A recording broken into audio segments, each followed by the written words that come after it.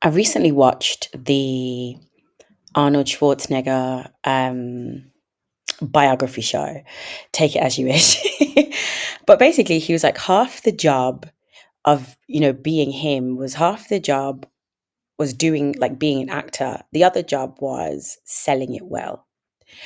Um, and I thought about that in kind of conjunction with how you show up at work and part of success and when I say success, completely defined by you, but what that looks like and what really matters.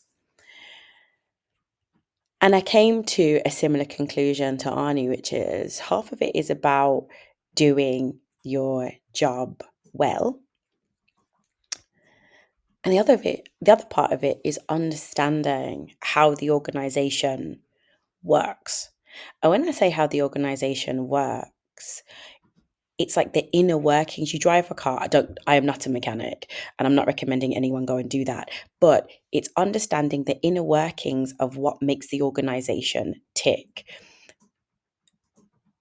Because if you understand that, it will sometimes, and as crazy as this sounds, and it relates a little bit to that kind of conversation around HR that I had in one of the other videos, which is if you understand some of the mechanisms of the job, it can sometimes help hedge your feelings of disappointment when things don't quite go the way they want to.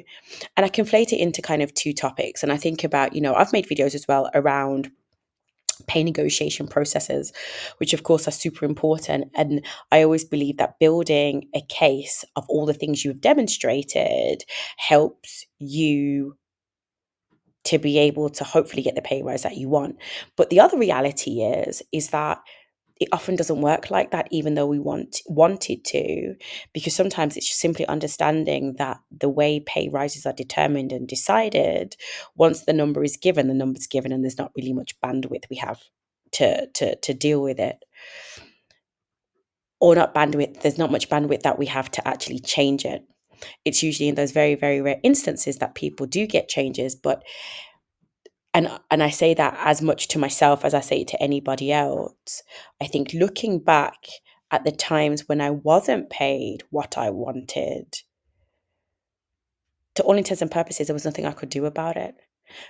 But at the time, I didn't realize the inner workings of the organization.